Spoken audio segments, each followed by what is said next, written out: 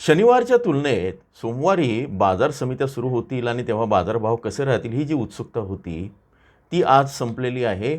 बऱ्याच ठिकाणी बाजार समित्यांमध्ये चांगल्या दर्जाच्या मालाला बाजारभाव वाढलेले दिसून आले. विशेषतः पिंपळगाव बाजार समितीने 2,000 रुपये कांद्याला भाव दिला, तर लासलगावला तो साधारण 1,600 रुपयापर्यंत गेला. पुण्यामध्ये 1,300 ते 1,400 रुपये सुपर क्वालिटीचा जो कांदा आहे त्याला मिळालेला आहे. इतर ठिकाणी पण साधारण 1,100 ते 1,200 असे दर चांगल्या दर्जाच्या मालाला मिळाले आहेत. जो ॲव्हरेज क्वालिटी आहे किंवा बिलो ॲव्हरेज क्वालिटी आहे त्याचे कांद्याचे दर कसे राहिले ते सुद्धा शनिवारच्या किंवा मागच्या आठवड्याच्या तुलनेत अनेक बाजार समित्या अशा आहेत राज्यातल्या की जिथे ते टिकून राहिल्याचे दिसून येते आहे.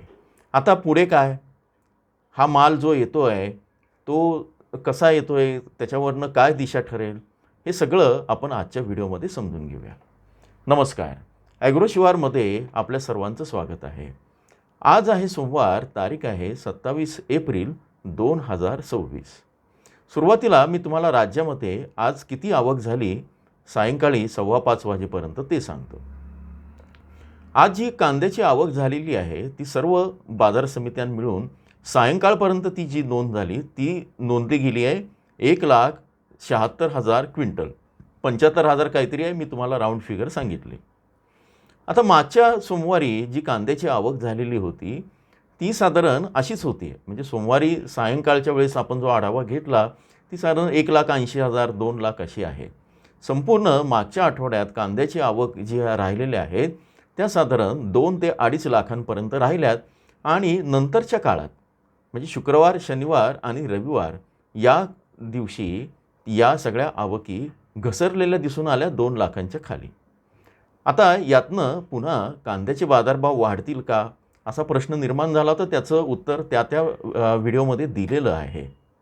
तरी पण व्यापाऱ्यांचं काय म्हणणं आहे, त्यांनी काय सांगितलं आहे, भविष्याचे काही संकेत दिले आहे का, ते पण आपण व्हिडिओमधनं समजून घेऊया. सर्वप्रथम मी तुम्हाला राज्यामध्ये आज सायंकाळपर्यंत उन्हाळी कांद्याचे बाजारभाव काय आहे ते मी वाचून दाखवतो काही महत्त्वाच्या बाजार समित्यांमध्ये. आता माझ्यापुढे जे बाजारभाव आहेत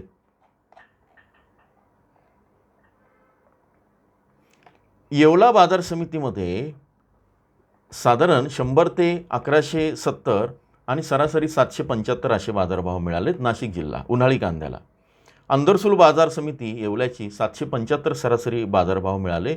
लासलगावच्या विंचूर बाजार समितीमध्ये कांद्याची आवक झाली फक्त 3,500 क्विंटल, 500 ते 1,600 आणि सरासरी 1,000 असे दर मिळाले, जे मी आधी तुम्हाला सांगितलं आहे. लासलगावला सरासरी 1,150 दर मिळालेला आहे, मुख्य जी बाजार समिती त्या ठिकाणी. मालेगावच्या मुंगसे बाजार समितीमध्ये 110 ते 1,200 आणि सरासरी 655 असे दर मिळालेले आहेत. सिन्नर बाजार समितीमध्ये 200 ते 1,267 आणि सरासरी 900 असे दर मिळालेले आहेत. सिन्नरच्या नायगाव बाजार समितीमध्ये सरासरी 750 असे दर मिळाले आहेत. कळवणमध्ये आज 11,000 क्विंटल आवक झाली आहे आणि मालेगावच्या मुंगसेमध्ये 8,000, ते मी सांगायचं विसरलो. कळवणमध्ये 250 ते 1,850 आणि सरासरी 1,050 असे दर मिळालेले आहेत. संगमनेर अहिल्यानगरमध्ये 200 ते साधारण 14,500 आणि सरासरी 800 रुपये असे बाजारभाव मिळालेले आहेत. चांदवडला सरासरी 1,130 रुपये बाजारभाव मिळालेले आहेत. किमान 105, जास्तीत जास्त 1,750 असे दर मिळाले आहेत. मनमाडला 500 ते 1,300 आणि सरासरी 950. सटाण्यामध्ये 100 ते 1,635, सरासरी 935.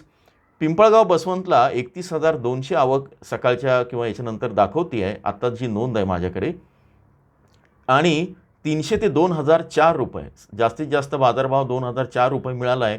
भले ती एखादा ट्रॅक्टर किंवा एखादा पिकअप घेतला असेल, सरासरी मात्र 1,150 दाखवत आहे. याच्याबद्दल मी तुम्हाला सांगितलंच आहे. दिंडोरी आणि वणी या 2 बाजार समित्यांमध्ये काही जे दर्जेदार कांदा चांगल्या किमतीला विकला जातो आहे. दिंडोरीमध्ये 1,445 जास्तीत जास्त बाजारभाव, किमान बाजारभाव 900 आहेत.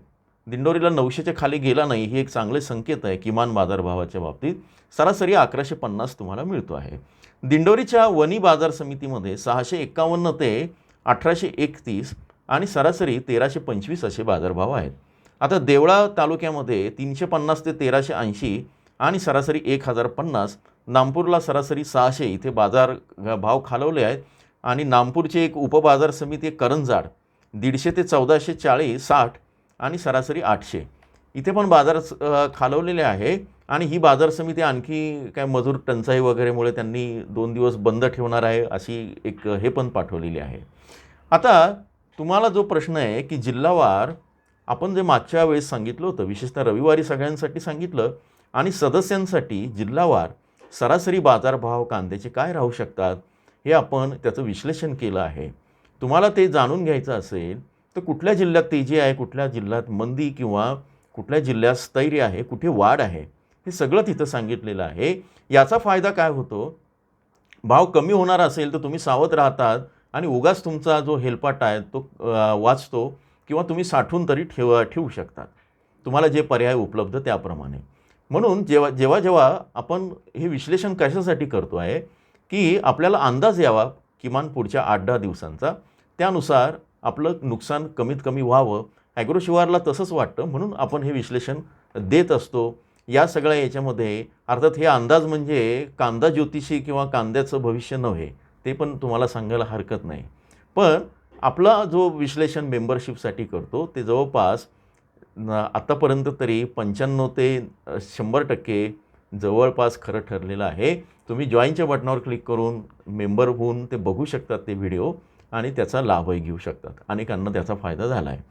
आता आपण जो सगळ्यात महत्त्वाचा प्रश्न आहे तो असा आहे की आता कांद्याच्या याच्यामध्ये अजून काय होईल. आपण रविवारी सांगितलं आहे, तो व्हिडिओ अनेकांना आवडला नाही, त्याचं हेडिंगही आवडलं नाही, त्याचे व्ह्यूज आणि त्यावरनं माझ्या लक्षात आलं. कारण काय की वाढ चांगली असेल तर आम्ही व्ह्यूज जास्त आम्हाला बघावंसं वाटतं तो व्हिडिओ. जर काय स्थिर असेल किंवा कमी असेल तर आम्ही तो व्हिडिओ बघत नाही किंवा तशी इच्छा होत नाही. तुमच्या जागी मी असतो तरी तसंच झालं असतं. पण आपण खूप आधी सांगितलेलं आहे, शेतकरी संघटनेचे नेते सांगत आहेत, व्यापारी सांगत आहेत की थांबा. म्हणजे आत्ता एकदम पॅनिक होऊन तो कांदा फेकून द्यायचं किंवा असं करण्याऐवजी तो जर चांगला क्वालिटीचा असेल तर थोडं थांबा आणखी काही दिवस. आता व्यापाऱ्यांचं काय मत आहे ते सांगता येईल. आज पुणे बाजार समितीमध्ये जो कांदा आला आहे त्याच्यामध्ये एक त्यांनी उल्लेख केला आहे की लीक कांदा येतो आहे. आता हा लीक कांदा काय की जो कापला किंवा गोणीत साठवला की त्यातनं साधारण पाणी किंवा ऑइलसारखा पदार्थ येतो. मधल्या काळात पाऊस झाल्यानंतर, अवकाळी पाऊस किंवा गारपीट झाल्यानंतर ज्यांनी कांदा काढला तर त्यांच्या कांद्यांना हे प्रॉब्लेम येत आहेत. वर दिसताना रंग चांगला आहे, साईज चांगली आहे, पण आतमध्ये तो खराब येतो आहे. हेच कारण आहे. व्यापाऱ्यांचं असं म्हणणं आहे, विशेषतः पुणे बाजार समितीचं सांगतो आहे की पुण्यामध्ये साधारण 70 ते 80% कांदा खराब येतो आहे आणि 20% कांदा चांगला येतो आहे. आता ज्यांनी पावसाळ्यापूर्वी जो अवकाळी पावसाच्या आधी ज्यांनी कांदा काढला आणि जो साठवणुकीत आहे त्यांना भविष्यात चांगले बाजारभाव मिळणार आहे. म्हणजे तुम्हाला अगदीच काय सांगायचं झालं तर बाजारभावाचं रॉकेट होऊ शकतं वगैरे असं जे हेडिंग आहे ना, तशी स्थिती येईल. आणि ज्यांचा आजही चांगला टिकून राहणारा कांदा आहे, साठवणुकीच्या दर्जाचा आहे, निर्यातक्षम दर्जाचा कांदा आहे, त्यांनी थोडीशी जर कळ काढली, तो सॉर्टिंग करून बाजूला ठेवला, साठवला तर त्यांच्याही कांद्याला चांगले दिवस आहे. बाकी जे पावसानं खराब झालेला असेल किंवा थोडा जरी पाऊस लागला असेल तर असे कांदे तुम्ही ठेवू नका. भाव कमी मिळो किंवा कसं मिळो ते तुम्ही तातडीनं बाजार समित्यांचा आढावा घेऊन विकण्याची स्थिती आहे. अर्थात कांदा विकायचा की ठेवायचा हे तुमच्या मर्जीवर आहे. हा तुमचा विषय. ॲग्रोशिवार कोणालाही कांदा ठेवा विका सांगत नाही. सगळ्यात महत्त्वाचं, आपण सकाळपासून अगदी रात्री उशिरापर्यंत बाजार समित्यातली आवक आणि कांद्याच्या संदर्भातली माहिती, बाजारभाव हे सगळं आपण आपल्या व्हॉट्सअप चॅनलला देत राहतो. त्याची लिंक पहिल्या कमेंटमध्ये दिलेली असते. तुम्ही तिथं जाऊन जॉईन करू शकता. ज्यांना फेसबुकवर यायचं आहे त्यांनी फेसबुकवरही जॉईन करू शकतात. तुम्हाला दोन्हीकडे माझ्या संपर्कात राहता येईल. मी प्रश्नांना उत्तरं देत असतोच. आजचा व्हिडिओ कसा वाटला, जर तुम्हाला ही माहिती उपयुक्त वाटली तर चॅनलला तातडीनं सबस्क्राईब करा, लाईक करा, शेअर करा. तुमच्या प्रतिक्रियांचं स्वागत आहे. धन्यवाद.